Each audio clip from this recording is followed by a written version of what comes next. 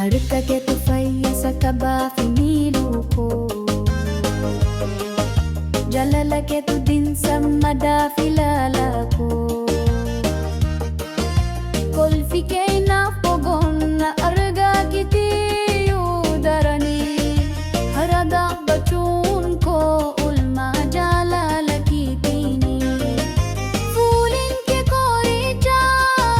gabbar argamu Yositate male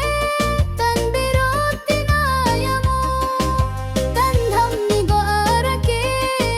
nikalami adamma Isani debuba habbu ge amma amma Sinjala dagis manto Sijalata jambun ke Situ daw iti-kuti sinin of melada Osusin argin ole at kaminin bokoda Sagalin ke dabam sistu kolen sayato firriba Owatin saketin bare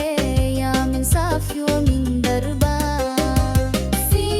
Sinjala dagis manto Sijalata jambun ke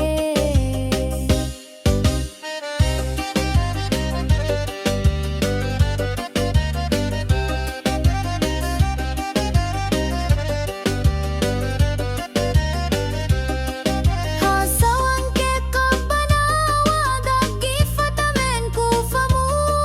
Silanin kufada tureyunin hubaden ni hafendumu Siraba sengkaya de kurati karu jalalla Yosumatate male dabar tenggar tu halala Jrengi ko pantulu umama walin male Erga kuntaun hafne kenyan tawalu male Sinjala dagis mantu Sijalata jambun ke Bolum mairra darbe ergang gudda de dime Situ naf bakka